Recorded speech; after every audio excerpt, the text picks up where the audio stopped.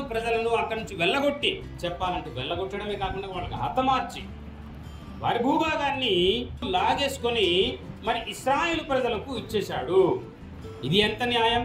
ఇది న్యాయమా? ఇది ధర్మమా? న్యాయం అందామా? ధర్మం అందామా? దేవుడు ఎప్పుడు కూడాను అన్యాయస్తుడు కాడు, అధర్మాత్ముడు కాడు అని బైబిల్ నొక్కి వక్కానిస్తుంది. మరెందుకు దేవుడు అలా చేశాడు? చేయడానికి గల కారణాలు ఏంటి? ఖచ్చితంగా మనం తెలుసుకోవాలి.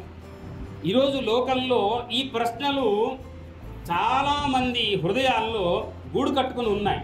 అరే, దేవుడు అన్యాయంగా వాళ్ళ చేతుల నుండి వారున్నటువంటి ఆ భూభాగాన్ని, వారున్నటువంటి ఖనిజ సంపదలన్నీ లాగేసుకొని తాను ప్రేమించినట్టు తన ప్రజలకు ఇచ్చేశాడు. దేవుడు అన్యాయ మంచుడు గాడు అన్నటువంటి మాటలు వింటున్నాం. ఏది ఏమైనా కానీ ఈ కానానుకు ముందు ఎరికో ఉంది. ఎరికో సైడ్నే ఇంకొక హాయి అనేటటువంటి పట్టణం కూడా ఉంది. ఈ రెండు పట్టణాలను జయిస్తే గాని కానానుకు వెళ్ళలేదు. ఎరుకోను జయించి హాయిని జయించి ముందుకు వెళ్ళాలి. మీరు యెహోషువ గ్రంథంలో 12వ అధ్యాయము మొదటి నుంచి చివరి వరకు 24 వచనాలు ఉంటాయి. అందులో అది చదవండి ఇంటికి వెళ్ళిన తర్వాత. అక్కడ దాదాపుగా నా దృష్టిలో 30 మంది, ముందున్నటువంటి 7 మంది, 37 మంది రాజులు అక్కడ ఉన్నారు. ఆ పరివాహక ప్రదేశంలో దాదాపుగా లెక్కలో అయితే 30 మంది అని తెలపబడింది. పైన ఉన్నటువంటి కొంతమంది రాజులు ఉన్నారు. అందరినీ కలిపేసుకుంటే 37-38 మంది రాజులు ఉన్నారు. వాళ్ళందరినీ కూడాను జయించి కానానుకు దేవుడు తీసుకువెళ్ళించాడు. ఆ భూభాగాన్ని అంతా కూడాను స్వాహా చేయించాడు దేవుడు. ఎందుకు చేయించాడు? ఏం కారణం? అసలు కారణం ఏంటి అన్నది ఈరోజు మనము ధ్యానం చేద్దాం. ఎరికో. ఈ ఎరికో గురించి మనము ప్రాముఖ్యంగా తెలుసుకుందాము కాస్త. ఎరికో మధ్యశిలా యుగానికి సంబంధించింది అని చరిత్రకారుల యొక్క పరిశోధనలో వెల్లడైంది. ఇక్కడ ఏ దేవుణ్ణి వాళ్ళు ఆరాధన చేస్తారు అని ప్రశ్న వేసుకున్నట్లయితే చంద్రదేవునికి ఆరాధన చేస్తారు. తర్వాత ప్రకృతి ఆరాధన అందులో భాగం. ప్రకృతి ఆరాధన స్వేచ్ఛాయుతంగా వాళ్ళు చేస్తారు అక్కడ ఉన్నటువంటి ప్రజలు. తర్వాత శోభ అనేటటువంటి ఒక రాజు ఈ ఎరుకోని పరిపాలిస్తూ ఉండే. ఆ చుట్టూ ఉన్నటువంటి రాజులు చాలామంది ఉన్నారు. యెహోషువ గ్రంథము 12వ అధ్యాయం 24వ వచనం ఒక్కసారి చదువుతాం. కొంతమంది రాజుల పేర్లు మీకు తెలుస్తుంది. అక్కడ కానానులో ఉన్నటువంటి రాజుల యొక్క పేర్లు కూడా అందులో చేర్చబడింది. అందుకే ఆ వచనం మనం చదువుతాం. ఎవరైనా చదివితే మైక్లు దయచేసి చదవండి. ఎంతమంది? 31. పైన ఇంకా మరి కొంతమంది రాజులు ఉన్నారు. అందుకే దాదాపుగా 38 మంది రాజులను వీళ్ళు జయించి కానానుకు వెళ్ళారు. వాళ్ళని జయించడానికి కావాల్సిన శక్తి సామర్థ్యాలు దేవుడు ఇచ్చాడు. హల్లెలూయా. అయితే వీళ్ళు ఏం చేశారంటే ఈ ఎరికోను పట్టుకోవటానికి, హాయిని పట్టుకోవటానికి ఆ రాజులందరినీ కూడాను జయించి దేవుడు వీళ్ళకు చూపించినటువంటి ఆ భూభాగంలోకి వెళ్ళగలిగారు. అయితే ఇక్కడ విషయం ఏంటంటే ఇంతమంది రాజులకు దేవుడు ఆ దినాల్లో కొంతమందికి సువార్త ప్రకటన చేయడానికి అవకాశం ఇచ్చాడు. మరికొంతమందికి చెప్పినా కానీ బైబిల్ గ్రంథంలో ఒక మాట ఉంది, పందుల ముందు ముత్యాలు వెయ్యకూడదు అని. దేవుడు ఒట్టికి చెప్పలేదు. ఎవరికి చెప్పాలో వాళ్ళకి చెప్పించాడు. చెప్పినా కానీ ఫలితం లేదు. అలాంటి వాళ్ళకి అరుదైనటువంటి అపూర్వమైన దేవుని యొక్క ఈ ముత్యాలు ఎందుకు వెయ్యాలి అన్నది అనమాట. సో కనుక కొంతమందికి సువార్త ప్రకటన చేయబడింది, కొంతమందికి ప్రకటన చేయబడలేదు. ఏది ఏమైనా కానీ ఈ కానాను దండయాత్ర, ఈ యాత్రలో మనము చూడాల్సిన విషయం ఏంటంటే ఇజ్రాయేలు ప్రజలను దేవుడు బానిస బ్రతుకులుగా బ్రతుకుతున్నటువంటి వీరిని తీసుకొని అలా ప్రయాణం చేస్తూ అర్నోను లోయల నుండి హెర్మోను కొండ వరకు ఈ ప్రాంతమంతా కూడాను ఇశ్రాయేలు ప్రజలకు ఇవ్వటానికి, కానాను దేశాన్ని ఇవ్వటానికి దేవుడు ముందుకు సాగించాడు.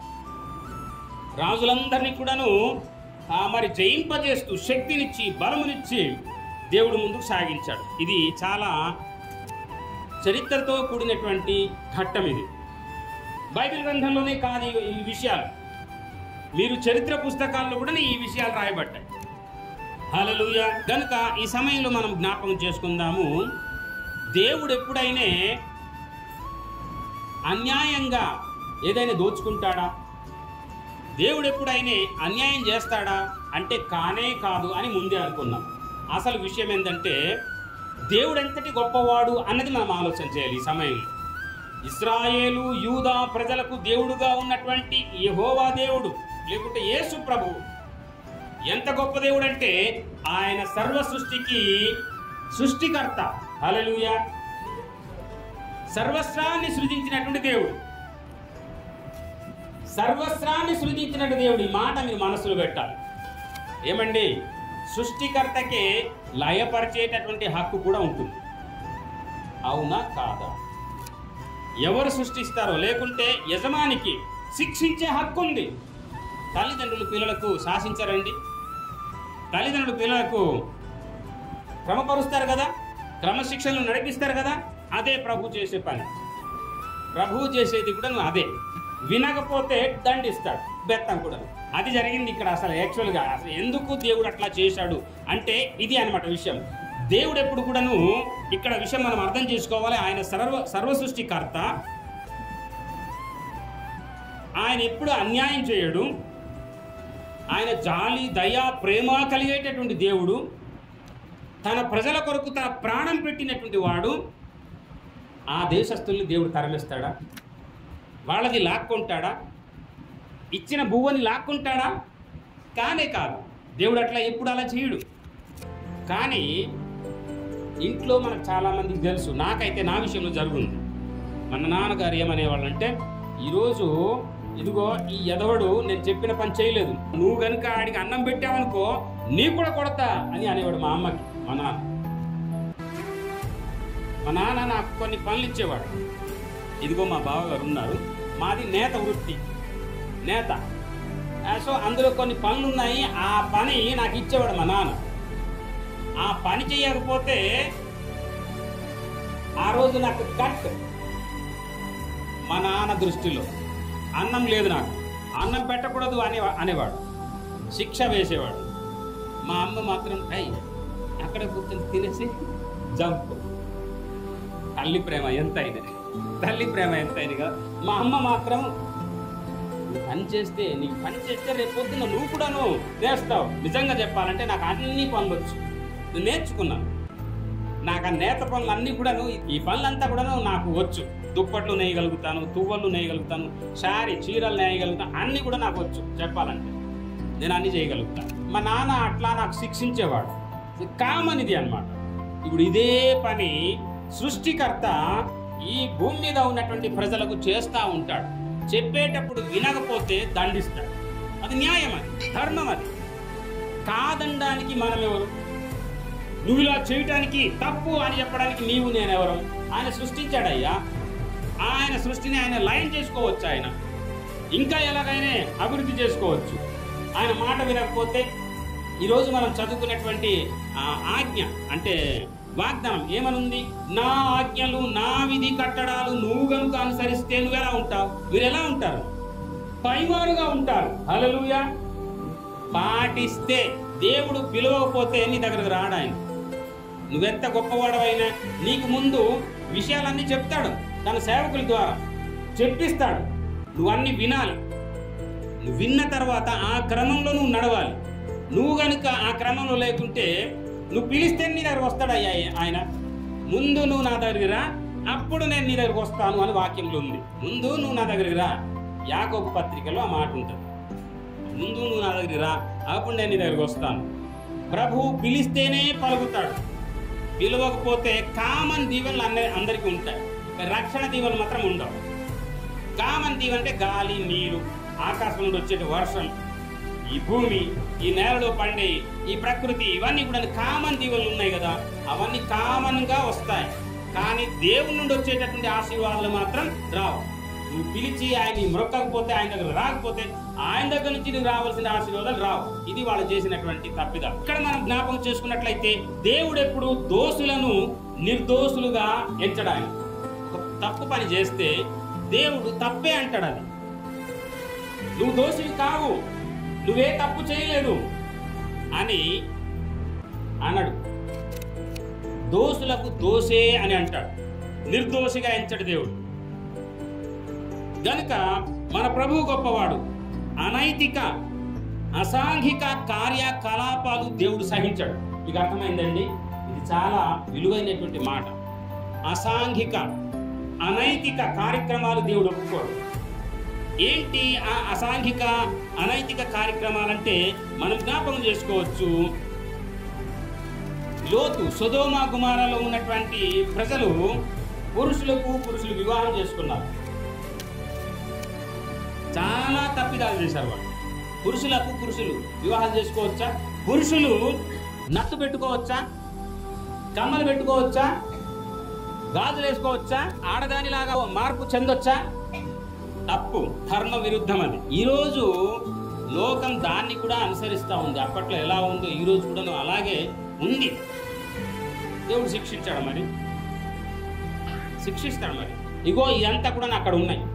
ఆ కానాను దేశంలో అక్కడున్న ప్రజలందరూ కూడా ఈ వ్యవహారాలు కలిగి ఉన్నారు. వాళ్ళు విచ్చలవిడి ఇష్టం వచ్చినట్టుగా వాళ్ళు జీవించారు.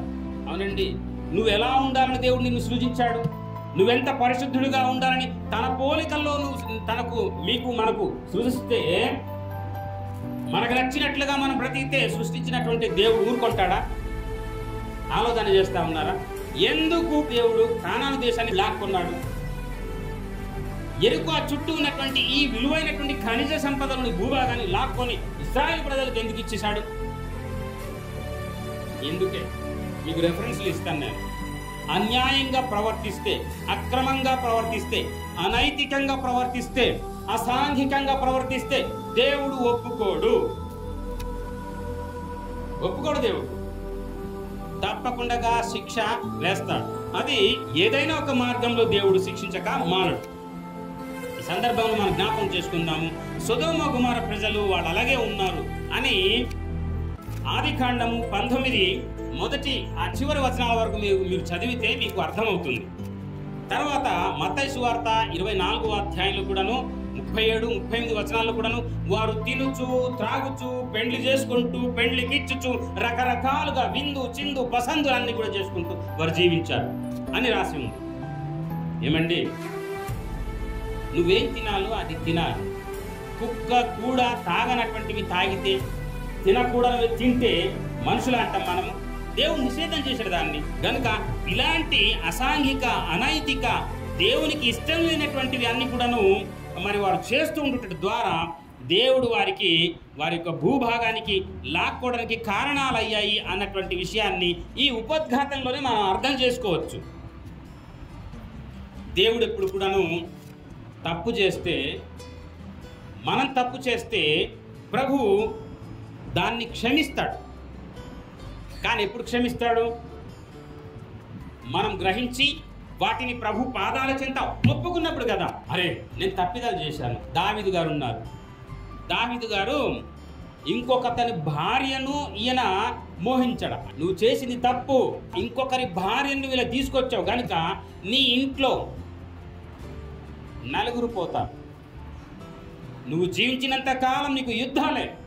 ఈ శిక్ష చాలదా ఇంకా? అలా తప్పు చేసిన ప్రతి వారికి దేవుడు శిక్ష వేశాడు. నిర్దోషులుగా ఎంచడా ఆయన. తప్పు చేసి ఒప్పుకోకపోతే మళ్ళీ వాటిని ఒప్పుకోవడం అంటే మళ్ళీ ఒప్పుకొని మళ్ళీ చేస్తే కుదరదు. మళ్ళీ ఒప్పుకున్నావు మంచిదే, కానీ చేయకుండా ఉండాలి. మళ్ళీ చేసావనుకో తప్పకుండా దేవుడు సుత్తితో మొత్తుతాడు. సుత్తితో శానంతో మొత్తుతాడు. మరి సుత్తి దెబ్బ చిన్నది, సామెట దెబ్బ పెద్దదవుద్ది. గనుక దేవుడు పశ్చాత్తాపపు పొందినటువంటి పాపుల విషయంలో, లేకుంటే తప్పిదాలు చేసినటువంటి వారి విషయంలో క్షమించమని వేడుకుంటే, మార్పు చెందితే కనుక దేవుడు తప్పకుండా క్షమిస్తాడు. ఐగుప్తీ ప్రజలు వీరందరూ కూడా ఏం చేశారంటే అక్కడ ప్రార్థన చేసుకున్నారు. ప్రార్థన చేస్తే మోసకి పంపి అక్కడి నుంచి దేవుడు తీసుకొచ్చాడు. ఐగుప్తు దేశం నుండి జరిగింది ఏంటంటే ఎర్ర సముద్రం వీళ్ళకి త్రోవ ఇచ్చేసింది. హల్లెలూయా! నువ్వు క్షమించబడినప్పుడు దేవుణ్ణి పట్ల అద్భుత ఆశ్చర్య కార్యాలు చేస్తాడు. ఎన్ని అవరోధాలు వచ్చినా కానీ వాటిని జయించడానికి కావాల్సిన శక్తి నీకు ఇస్తాడు. క్షమించబడినటువంటి దీవెన అంత గొప్పది. ఎర్ర సముద్రం వాళ్ళకి మార్గం ఇచ్చేసింది. రాజమార్గంలో వాళ్ళు వెళ్ళిపోయినారు. కానీ ఫరోకు మాత్రం చెప్పబడింది, ఫరో ఆయన దేవుడు, నువ్వు మనుషుడివి, నువ్వు ఆయన్ని ఆరాధన చేయడానికి తన ప్రజలను పంపించాలి, అలాగే ఆయన గురించి నువ్వు తెలుసుకోవాలి అని అంటే ఒక్క రోజు కూడా నువ్వు ఫరో ఆలోచన చేయలేదు. అరే నేను తప్పు చేస్తా ఉన్నాను, సృష్టికర్తని దేవుణ్ణి నేను సేవించాలి కదా అని అనుకోలేదు. తాను అనుకున్నట్టుగా జీవించాడు. ఒకరోజు ఇశ్రాయేలు ప్రజలను వెంటబెట్టాడు. ముందుకెళ్తే ఎర్ర సముద్రం, వెనకాల ఫరో సైన్యం. కానీ ఏం జరిగింది?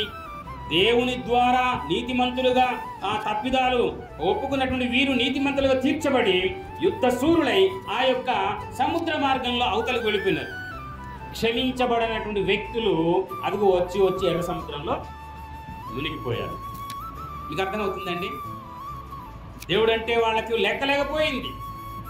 దేవుడంటే వాడెవడు అని అంటాడు ఆయన. ఫరో రాజు నిజంగా యెహోవా దేవుడా వాడెవడు, ఆయన ఎవడో నాకు తెలియదు అని అంటాడు ఆయన. ఇలాంటి పరిస్థితిలో, పశ్చాత్తాపము లేకపోయినటువంటి పరిస్థితిలో దేవుడు వాళ్ళని తీసుకొచ్చి ఎర్ర సముద్రంలో ముంచి పడేశాడు. ఇది ధర్మమా న్యాయమా అంటారు? ఏమంటారు చెప్పండి? ముందు ఇవ్వబడుతుంది అబ్బా, ఛాన్స్ ఇవ్వబడుతుంది. నువ్వు మార్పు చెందాలి, మారు మనసు పొందాలి. అనైతిక, అసాంఘిక, దురాక్రమణలు, అక్రమము అంతా కూడా ప్రక్కన పెట్టి తన పోలికల్లో నిన్ను సృజించిన దేవదేవుని యొక్క తీరుతెన్నులను బ్రతకాలి. లేదంటే సుత్తి దెబ్బలు, సమ్మెట దెబ్బలు తప్ప. ఈ సమయంలో మనము ఆలోచన చేయాల్సింది, ఎరికో ప్రజలను దేవుడు ఎందుకు వెళ్ళగొట్టి ఆ భూభాగాన్ని ఇశ్రాయేలు ప్రజలకు ఇచ్చాడు అన్నది మనం ఆలోచన చేస్తా ఉన్నాం. మరి కాస్త మనం ముందుకు వెళదాం. పశ్చాత్తాప పడితే కనుక వాళ్ళకి క్షమాపణ దొరుకుతుంది, ఉత్తమమైనటువంటి ఆశీర్వాదాలు మనకు దొరుకుతాయి. వాటి కప్పుకుంటే శిక్ష తప్పదు అన్నటువంటి ఆ లేఖన భాగాలు మనకు తెలుసు. ఈ సమయంలో యేసు ప్రభు అందరికీ దేవుడు. చెప్పండి, యేసు ప్రభు అందరికీ దేవుడు. ఏ భేదభావం లేదు. ఈ కులం, ఆ కులం, ఆ గోత్రం, లేకుంటే చిన్నోడు, పెద్దోడు, ఈ నల్లవాడు, తెల్లవాడు, ఎర్రవాడు, ఏ భేదభావం లేదు. అందరికీ సృష్టికర్త ఆయన. అందరికీ ఆయన దేవుడు. ఆయన అందరికీ దేవుడు. సృష్టికర్తకే లయం చేసే అధికారం కూడా ఉంది అని నేను మీకు జ్ఞాపకం చేశాను. అప్పట్లో నోవాహు కాలంలో ఆ భూభాగం అంతా, అక్కడ ఉన్నటువంటి ఆ ప్రదేశం అంతా కూడా నీళ్లతో దేవుడు వాళ్ళందరికీ హతమార్చాడు. ఎందుకు మార్చాడని అంటే వాళ్ళు కూడా ఇలాగే జీవించారు కనుక. పశ్చాత్తాపం లేనటువంటి బ్రతుకులు బ్రతుకుతూ అనైతిక, అసాంఘిక, దురాక్రమణం దారులే వాళ్ళు అక్రమంగా జీవించారు కనుక దేవుడు వాళ్ళందరికీ కూడా తుడిచిపెట్టేశాడు. తప్పదు. ఇది వింటున్నాం మనం. విని తర్వాత జీవితం అంటే పరలోక జీవితం మనం జీవించడానికి ఈ రక్త మాంసాలు మనకు పనికిరావు. మహిమాత్మ జీవితం కావాలి కనుకనే దేవుడు దండించి, శిక్షించి ఆ మహిమాన్వితమైన జీవితం నువ్వు జీవించాలని, తదుపరి జీవితం నువ్వు అక్కడ జీవించాలని దేవుడు ఇవన్నీ కూడాను రూపకల్పన చేస్తున్నాడు. హల్లెలూయా. అలా మనం మారితేనే, మహిమతత్వంలోకి మనం రాగలిగితేనే పరలోకంలో వెళ్ళి జీవించగలుగుతాం. లేకుంటే ఈ లోకంలో ఉన్నటువంటి ఈ తీరు తెనులన్నీ కూడా మనం వెంబడించి సొదొమ గుమొర్రా వాళ్ళు అగ్నికి ఆహుతైపోయారు. నోవహు కాల పరిహా ప్రదేశంలో ఉన్నటువంటి జలప్రయాలు మునిగిపోయినారు. వాళ్ళొచ్చి ఎర్ర సముద్రంలో ఫరో రాజు తన సైన్యం అంతా వచ్చి ఎర్ర సముద్రంలో నీళ్లలో మునిగిపోయినారు. నీ పరిస్థితి, నా పరిస్థితి ఏంది? మార్పు లేకపోతే దేవుడు తప్పకుండా శిక్షిస్తాడు. ఆయన సృష్టించాడు కనుక శిక్షిస్తాడు, లయపరుస్తాడు కూడా. ఈ సమయంలో మనం జ్ఞాపకం చేసుకుందాం. కానాను, యెరికో, హాయి, ఈ చుట్టూ కూడా ఉన్నటువంటి రాజులను, ప్రజలను అక్కడి నుంచి ఆయన పారద్రోలడానికి, ఆ భూభాగానికి లాక్కోవడానికి గల కారణాలు మనము టూకీగా మనం చదివి ముందుకు వెళ్ళిపోయి, మొదటిది అక్రమము కూడదు. ఏమండి? అక్రమమైన జీవితము అసలే కూడదు, చేయకూడదు. అక్రమం చేయకూడదు. ఈ భూమిలో నువ్వు జీవిస్తున్నావని అంటే క్రమముగా జీవించాలి. దేవుడు మనకు తన పోలికల్లో సృజించాడు, తనలాగుండాలని మనకు దీవించాడు. నీకు ఇష్టం వచ్చినట్లుగా బ్రతికితే దేవుడు ఊరుకుంటాడా? నీ తల్లి చూసుకొని కాకి పిల్ల కాకికే ముద్దు అన్నట్లుగా చూసి తల్లిదండ్రులు పోన్లే ఈరోజు కాకపోతే రేపు దేవుడు కూడా అలాగే సహిస్తాడు, ఛాన్స్ ఇస్తాడు. కానీ ఛాన్స్ ఇచ్చి ఇచ్చి ఇచ్చి ఒకరోజు సుత్తే సమ్మడి దెబ్బ వేస్తుంది. తప్పదు, తట్టుకోవడం చాలా కష్టమవుతుంది. లేవికాండము 18 మొదటి కొన్ని వచనాలు చదవండి. మీరు ఇంటికి వెళ్ళిన తర్వాత చదవండి, చాలా పొడవుగా ఉంది.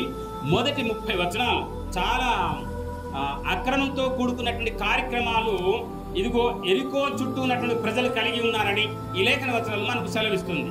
ఏంటో అది 1, 2, 3 వచనాలు ఒకసారి చదవండి, మీకు అర్థమవుతుంది. లేవికాండము 18 మొదటి 5 వచనాలు, 30 వచనాల వరకు చదివితే చాలా బాగుంటుంది. ఇప్పుడు మనం చదవలేం. మీరు ఇంటికి వెళ్ళిన తర్వాత ఇది చాలా క్షుణ్ణంగా మెల్లగా చదవండి. అక్రమముగా మీరు జీవించకూడదు. నేను చెప్పినటువంటి నా క్రమం చొప్పున, నా కట్టడాలు, నా ఆజ్ఞల చొప్పున మీరు బ్రతకాలి. హల్లెలూయా. అక్రమముగా అంటే క్రమము లేని జీవితం, వావి వరస కానటువంటి జీవితం, అక్రమమైన జీవితం. నచ్చినట్టుగా వాళ్ళు బ్రతికారు. వాళ్ళు అంటే ఇప్పుడు మన వివాహాలు ఎలాగుంటాయి? మామ కూతురికి పెళ్లి చేసుకుంటాడు అబ్బాయి, దూరంలో ఉన్నటువంటి తెలియనటువంటి ఏ బాంధవ్యం లేనటువంటి వాళ్ళకి సంబంధం చూసి చేసుకుంటుంటారు. కానీ ఇక్కడ వాళ్ళు ఏం చేశారంటే నచ్చినట్లుగా వాళ్ళు సంపర్కాలు పెట్టుకున్నారు. అవంతా మీరు చదివితే కింది భాగాల్లో ఉంటాయి. అవి అంతా హెచ్చరికలు ఉన్నాయి అందులో. అక్రమమైనటువంటి జీవితం, వారి యొక్క చూపు, చేత, క్రియ, చేసే పని అంతా కూడా అక్రమంగా ఉంది. ఇప్పుడు ఇందులో మనం చదువుదాం ఒక మాట. 24వ వచనం చదువుదాం. లేవికాండం 18:24. వీటిలో దేని వలనైనను అపవిత్ర చేసుకొనకూడదు, అపవిత్రత చేసుకొనకూడదు. ఇదిగో వీటన్నిటి వలన వాళ్ళు అపవిత్రులై ఉన్నారు. ఏమండి? అపవిత్రులై ఉన్నారు వాళ్ళు. ఇవాళ మనం ఇక్కడ చదివితే అవన్నీ ఉంటాయి అక్కడ, మీరు తర్వాత చదవండి. చూపు, చేత, క్రియ వాళ్ళు ఏం చేసి వావి వరస లేకుండా అక్రమంగా చేసుకుని వెళుతున్నారు కనుక ఇవన్నీ కూడా అపవిత్రం. అది నాకు కుదరదబ్బా, నేను అందుకొరకు మీకు సృజించలేదు. మీరు నాలాగా ఉండాలని నేను సృజించాను. మీరు నాకు పరిశుద్ధమైనటువంటి ఆత్మ కలిగి, పరిశుద్ధమైన హృదయం కలిగి, పరిశుద్ధమైనటువంటి మనస్సు కలిగి, నిర్దోషులుగా మీరు నన్ను ఆరాధన చేయడానికి నేను మీకు సృజించాను. నచ్చినట్లుగా ఉంటే కుదరదు. సృష్టికర్త యొక్క ఆర్డర్ ఇది. ఏదో నీవు నేను మనం అనుకుంటే కాదు. అయ్యా బాబా అని కుదరదు. తప్పు జరిగితే ఇంకా ఆయన వేస్తాడు. ఇంకా కనుక ఇక్కడ అక్రమముగా వాళ్ళు జీవిస్తున్నారు కనుక అక్కడి నుంచి వెళ్ళగొట్టాల్సినటువంటి అవసరత ఏర్పడింది. అర్థమైందండి? ఒట్టికి దేవుడు వాళ్ళ యొక్క భూభాగాన్ని లాక్కోలేదు. ఎందుకు తీసుకున్నాడు? అంటే తీసుకున్నాడు మరి అక్రమంగా. హైడ్రా వచ్చింది కదా సిటీలో, హైడ్రా. ఈ హైడ్రా చాలా మంది వ్యతిరేకిస్తున్నారు. కొంతమంది ఏమో మేలు జరిగింది, మంచిదే సిటీకి. మొన్న పెద్ద వర్షం వచ్చింది కదా, మాదాపూర్ మునిగిపోయింది. మరి పేపర్లో వచ్చింది, నేను చూశాను. మరి ఒక క్రమం లేకుంటే ఇలాగే జరుగుద్ది. మరి ముఖ్యమంత్రి గారు రేవంత్ రెడ్డి గారు హైడ్రా తీసుకొచ్చి అన్యాయంగా దోచుకున్నట్టు వారి దగ్గర నుంచి ఇవి తీసేసి మరి వాళ్ళకి మేలు చేస్తాడు అన్నటువంటి విషయం కూడా మనకు తెలుస్తూ ఉంది. తర్వాత విషయం కానీ అక్రమదారులకు ముందైతే శిక్ష పడుతుంది. కనుక మనం ఇలా ఉండటానికి, ఇలాంటి చట్టాలు ఉండటానికి కారణం బైబిల్ గ్రంథం చాలా క్లియర్గా. దేవుడు ఎప్పుడు అన్యాయం చేయడు, అక్రమం చేయడు, దురక్రమం చేయడు. ఆయన న్యాయస్థుడు. ఆయన కనుక అన్యాయంగా ఉంటే, అక్రమంగా ఉంటే, అనైతికంగా ఉంటే, అసాంఘికంగా ఉంటే దేవుడు చూస్తూ శిక్ష వేయక మానడు. ఎవరు తప్పించుకోలేరండి. మనుషుల నుండి మనం తప్పించుకోవచ్చు, దేవుని నుండి ఎవరు కూడా తప్పించుకోలేరు. మన యొక్క చూపు, చేత, క్రియ అక్రమం కాదు, క్రమముగా ఉండాలి. దేవుడు కోరుకున్న మాదిరిగా ఉండాలి. లేకుంటే దేవుని యొక్క ఆశీర్వాదాల నుండి మనం పొందుకొకటికి వెళ్ళగొడతాడు. మీకు అర్థమైందండి? మనకు కావాల్సినటువంటి ఆశీర్వాదం చెందకుండా వెళ్ళగొడతాడు దేవుడు. మన చూపు, మన చేత, మన క్రియ, మన నడవడిక విశ్వాస సహితంగా ఉండాలి. విశ్వాస క్రియలు కలిగి ఉండాలి మనం. అప్పుడే మనకు వచ్చేటటువంటి క్రమమైనటువంటి ఆశీర్వాదాలు. మీరు చూడండి, ఫిలిప్పీ పత్రిక 3:16 ఒక్క మాట మనం చూద్దాం. ఫిలిప్పీ పత్రిక 3వ అధ్యాయము 16వ వచనం. అయినను ఇప్పటి వరకు మనకు లభించిన దాని ప్రకారము క్రమముగా నడుచుకుందుము. హల్లెలూయా. ఏమండి? దేవుడు మనందరి తలాంతుల చొప్పున మనం చేసుకున్న జీవన వృత్తులను బట్టి ఆయన ఆశీర్వాదాలు ఇచ్చాడు. ఆశీర్వాదాలు గ్రహించి మరి నీతిగా, నిజాయితీగా, నిందారహితులుగా, నిర్దోషులుగా, క్రమముగా నడవలసినటువంటి అవసరత ఉంది. అలా కాకపోతే అవి లాక్కొని అవసరమైన వాళ్ళకి ఇస్తాడు ఆయన. మీకు అర్థమైందా? సింపుల్. ఎవరైతే నీతిగా, నిజాయితీగా, నిందారహితులుగా, నిర్దోషులుగా తన ఆజ్ఞలు, విధి, కట్టడాలు అవన్నీ కూడాను అనుసరిస్తా ఉన్నారో అదిగో వీళ్ళ దగ్గర నుంచి లాక్కొని వాళ్ళకి ఇవ్వాల్సిన పరిస్థితి ఉంటుంది. నాకైతే న్యాయమే. చెప్పి మారు అని ఎంత చెప్పినా కానీ మారకపోతే హఠాత్తుగా ఇలాంటి వాళ్ళు కూడాను నాశనం అవుతారని వాక్యంలో రాయబడి. హఠాత్తుగా తెలియదు కూడా. జలప్రళయం అలాగే. జలప్రళయం వచ్చేంత వరకు వారు బాగా తిన్నారు, తాగారు, ఎంజాయ్ చేస్తూ ఉన్నారు. క్లబ్బు, పబ్బులు, చిందులు, విందులు, వినోదాలు అన్నీ చేస్తూ ఉన్నారు. తెలియలేదు వాళ్ళకి. హఠాత్తుగా వచ్చేసింది. సొదొమ గుమొర్రాలు కూడాను వీళ్ళు కూడా అలాగే అక్రమంగా బ్రతిక సాగారు. ముందుకు అట్లాగే వెళ్తా ఉన్నారు. హఠాత్తుగా అగ్ని గంధకాలు కూర్చేసింది. సత్య బతికి ఒక్కడు లేడు. చరిత్ర చెప్తుంది ఎరుకో గురించి, కానాను గురించి, ఈ దేశంలో ఏం జరిగింది అన్నది ఈరోజు బైబిల్ కాదు, చరిత్ర చెప్తాము. గనుక ప్రభునందు ప్రేమైన దేవుని కుటుంబమా, క్రమముగా మనం ఉండాలి. లేకుంటే దేవుడు తన్ని తగలేస్తాడు. నీకున్నది ఇంకొకరికి అప్పచెప్పుతాడు. ఆ పరిస్థితులు మనం తీసుకొచ్చుకోకూడదు. దేవుడు తనలా ఉండటానికి, నీతిగా, నిందారహితులుగా, నిర్దోషులుగా మనం ఉండటానికి దేవుడు దీవించాడు. కనుక ఆ విధంగా మనము ముందుకు సాగుతుంటే నీకేం కావాలో దేవుడు సమస్తం కూడా చక్కబెడతాడు, అనుగ్రహిస్తాడు. నువ్వు ఊహించవు, నువ్వు అనుకోవు, అత్యధికమైన ఆశీర్వాదాలతో నింపేస్తాడు ఆయన. రెండో మాట ఏంటంటే, ఎందుకు వాళ్ళని అక్కడి నుంచి తరిమేసి ఆ భూభాగాన్ని లాక్కొని ఇంకొకరు దేవుడు ఇచ్చాడు అంటే, దేవునికి నచ్చని పని వాళ్ళు చేశారు. అదేంటంటే విగ్రహారాధన. ఇక్కడ విగ్రహాలంటే ఒక పట్టం పెట్టేసి లేకుంటే ఒక చెట్టు పుట్టు పెట్టి ఇలా మొక్కడం కాదు. అది కాదు విగ్రహం. బైబిల్ చెప్పే విగ్రహం ఏంటంటే, అంటే దేవునికి ఇవ్వాల్సిన స్థానము కన్నా నువ్వు దేనికైనా నీ హృదయంలో స్థానం ఇచ్చినట్లయితే అది విగ్రహం. సింపుల్. కనుక ఇక్కడ మనం చదువుదాం. నిర్గమకాండం 20వ అధ్యాయము మొదటి 17 వచనాలు మనం చదువుదాము. అక్కడ ఉంది ఆ మాట. అయితే 12వ వచనం మనం చదువుదాం.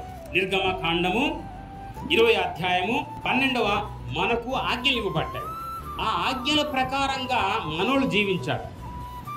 కానీ వాళ్ళకి ఇది విషయం తెలియలేదు. తర్వాత చెప్పినా కానీ వాళ్ళు పట్టించుకోలేదు.